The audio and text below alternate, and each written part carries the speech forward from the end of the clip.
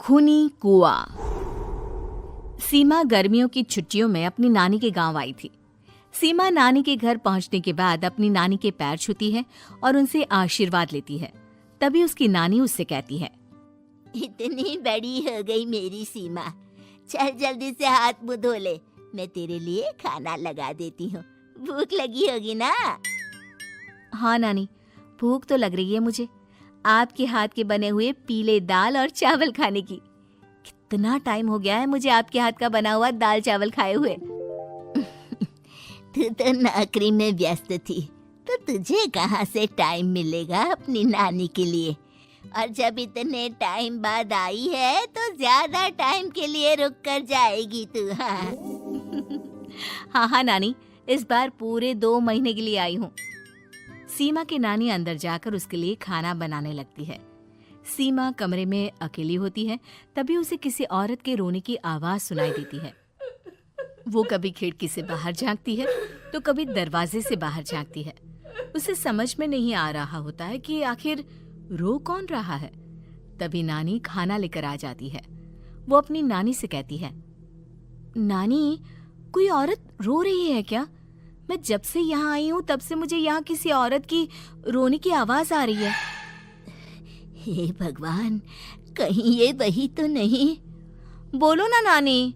अरे कोई नहीं रो रहा, ये तेरे मन का वहम है।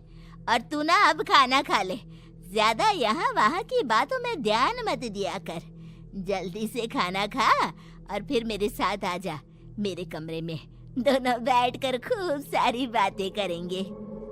ऐसे ही अगले दिन सीमा अपनी नानी के साथ गांव के बाजार जा रही होती है। उसी रास्ते में फिर से किसी औरत के रोने की आवाज आती है। वो अपनी नानी से कहती है, अरे नानी, क्या सच में तुम्हें अभी भी किसी औरत की रोने की आवाज नहीं सुनाई दे रही? मुझे किसी औरत की बहुत बुरी तरीके से रोने और चीखने की आवाजें आ रही है। मैं बहुत परेशान हूँ नानी, आखिर ये कौन है? मुझे लगता है कि सीमा को शहर भेज देना चाहिए, यहाँ रहना उसके लिए ठीक नहीं। नानी बोलो ना, आप चुप क्यों हो जाती हो? सीमा, तू घर चल, मुझे तुझसे बहुत जरूरी बात करनी है।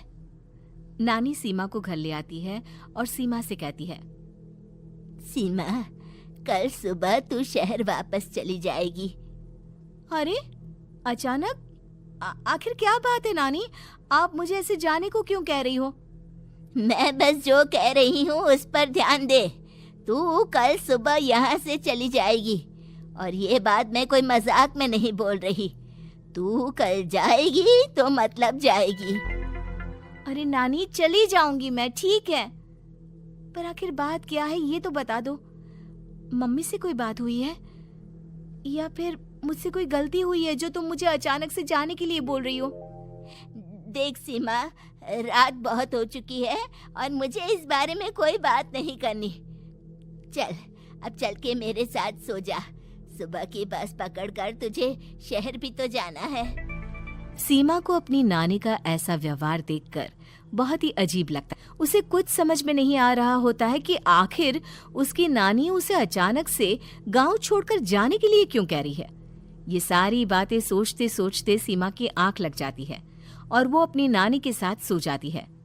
ऐसे ही आधी रात को सीमा को फिर से किसी औरत की रोने की आवाज सुनाई देती है। वो उस औरत की आवाज सुनकर बार बार करवटें बदल रही होती है और तभी उसे सपने में भी एक अजीब सी औरत की परछाई दिखाई देती है, जो इतना चीख चीख कर रो रही होती है कि सीमा डरकर उठ जाती है।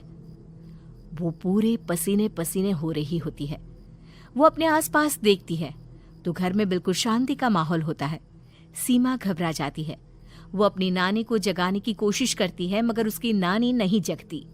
सीमा को फिर से उस औरत की रोने की आवाज सुनाई देती है। आखिरकार सीमा अपने आप को रोक नहीं पाती और वो घर का दरवाजा खोलकर बाहर निकलती है। आखिर ये माजरा क्या है? आज तो मैं पता करके रहूंगी। अब आवाज का पीछा करते हुए सीमा आधी रात को गांव के चौपाल के पास बने कुएं के पास पहुंच जाती है, जहां कुएं की चारों ओर बेड़ियां लगी होती हैं उन बेड़ियों में लगे हुए ताले के साथ एक लाल और माता रानी का उस कुएं में से सीमा को किसी के रोने की आवाज आती है। सीमा परेशान हो जाती है। इस कुएं में कौन है? कौन है यहाँ? सुनो, कौन है? कौन रो रहा है? वो चिल्ला चिल्ला कर पूछती है और साथ ही लोगों को जगाने की कोशिश करती है, मगर किसी को भी उसकी आवाज सुनाई नहीं देती। अब सीमा खुद उस कुएं के पास की बेड़ियों और तालों को खोलने की कोशिश करती है और किसी तरह कुछ देर की मशक्कत के बाद सीमा उसको खोल भी देती है। और जैसे ही वो कुआं खोलकर उसके अंदर झांकती है, सीमा उस कुएं में गिर जाती है। इतने में उसकी नानी की नींद भी खुल जाती है और सीमा को पास ना देखकर नानी परेशान हो जाती है। नानी घबराकर पूरे घर में उसे ढूंढने की कोशिश करती है, जिसके बाद उसकी नानी और सभी लोग उस खूनी कुएं के पास जाते हैं और सीमा की नानी कुएं के पास खड़ी होती है। सभी गांव वालों और सीमा की नानी को सीमा के चिल्लाने की आवाज आती है। बचाओ, कोई मुझे बचाओ। मेरी बच्ची, हम आ गए, हम तुझे बचा लेंगे। नानी, मुझे यहाँ बहुत डर लग रहा है। यहाँ इंसान की कटी हुई मुंडिया, हाथ, पैर और कंकाल है और खून भी है। नानी, मुझे डर लग रहा है। आप सब मेरी मदद कीजिए, नहीं तो ये खूनी कुआं मेरी बच्ची को भी खा जाएगा। अरे मुझे तो ये समझ में नहीं आ रहा कि आखिर इस खूनी कुएं को खोला किसने। सालों पहले इसको इतनी मुश्किलों के बाद तांत्रिक बाबा ने बंद किया था। अरे पूरा गांव खूनी कुएं के बारे में अच्छे से जानता है, तो कोई भी जानबूझकर तो ऐसा करेगा नहीं। मतलब किसी ने अनजाने में इसे खोल दिया है भैया। सीमा को इस बारे में मालूम नहीं था और जब से वो यहाँ आई थी तभी से उसे किसी औरत के रोने की आवाजें भी सुनाई दे रही थी। कहीं सीमा ने ही तो उसे नहीं खोला। अगर ऐसा है तो फिर सीमा का बचना बहुत मुश्किल है। वहीं कुएं के अंदर सीमा रोते हुए बैठी होती है कि उसे आवाज सुनाई देती है जो कुएं के बाहर खड़े गांव वालों में से किसी को सुनाई नहीं देता। आज सालों के बाद मुझे ताजा खून मिलेगा। तेरा खून पीकर आज मैं अपनी प्यास बुझाऊंगा।